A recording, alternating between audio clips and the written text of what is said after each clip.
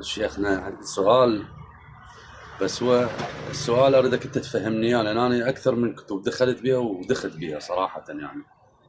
إن شاء الله. النبي محمد صلى الله عليه واله وسلم وال بيت الكرام هم معصومين من الغلط، ومن من اي شيء معصوم، منزهين من الله عز وجل. الانسان في طبيعه حاله سليط اللسان، يعني يحتاج على الله عز وجل في يوم القيامه. انا يعني شيء يراودني تفكير، فراح يقول له يعني مع اجلالي واحترامي لله عز وجل، يقول له اله انت النبي وال بيته ذولا عصمتهم من الغلط، عصمتهم من هاي، انا ما اعطيتني هاي الخصال، فاني اغلط واني الشيطان يوسوس لي. اريد توضيح لهاي المساله شيخنا، مدوختني كلش. جزاكم الله خير الجزاء. بخدمتكم. أولا لابد أن نعرف العصمة، ولا بد أن نعرف منشأ العصمة، هل هي من الله أم من المعصوم نفسه. العصمة ملكة عالية تمنع المعصوم عن الوقوع في الخطأ مع قدرته على فعله. يعني المعصوم قطعا لا يشرب الخمر، المعصوم قطعا لا يكذب، ولكنه يقدر على الكذب، نعم يقدر، وإلا إذا سلبت قدرته على الكذب صار مثل الآلة الموجهة.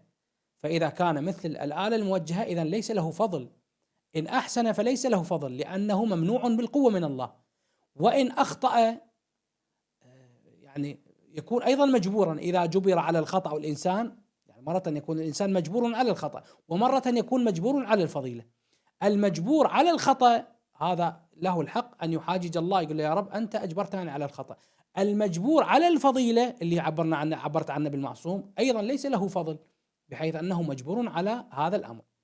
فالعصمة منشأها من أين؟ من المعصوم نفسه، عنده ملكة عالية تمنعه عن الوقوع في الخطأ. طيب، سؤالك إذن نستطيع الإجابة عنه بشوي نغير سؤالك، نقول لماذا اختار الله بعض البشر حتى يكونوا مثلا مبلغين لدينه؟ الجواب: هنالك بعض البشر عندهم طاقات عالية وعندهم ملكات عالية بخلاف بعض البشر، وهم على مراتب.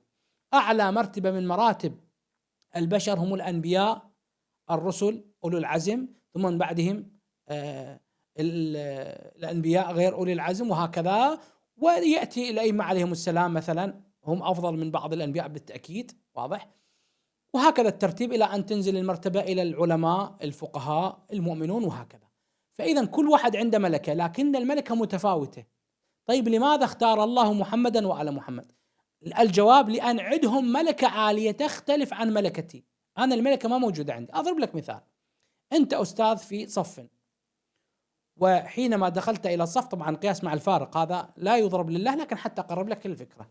دخلت إلى الصف، ومن خلال ما رأيت من الطلاب وجدت بعضهم مثابر مجد مجتهد عنده ذكاء، ووجدت آخرا مهمل كسول لا يقوم بواجباته. بالتأكيد ستصب اهتمامك على المجد، لأن ثمرتك ستجدها في هذا المجد، وأنت لم تظلم ذلك الكسول، لأن الكسول ما يمتلك الملكة من أجل أن يبدع فيها.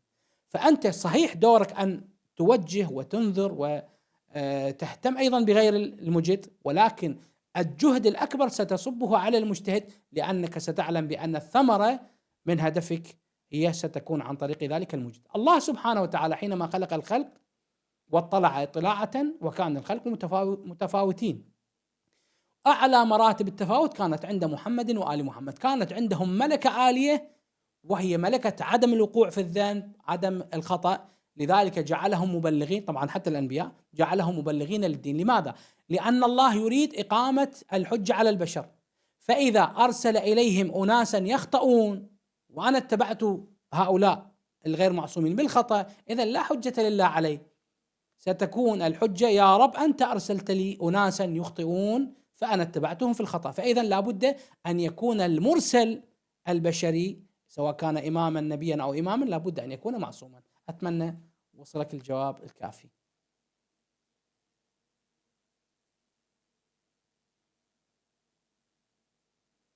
مكتوم أنت مصطفى أستاذ. عزيزي. جزاك الله خير الجزاء شيخنا، الله ينصرك. رفع الالتباس لو الله بعدك يرحم مشكلة. والديك ويجزاك جزاء المحسنين ان شاء الله. رفع الالتباس. لا كل روعه شيخنا، روعه، حبيبي. جزاك الله خير الجزاء. الله يسلمك، الله حياك يرحم الله. والديك، شكرا جزيلا. الله يراك ويوفقك ان شاء الله حبيبي.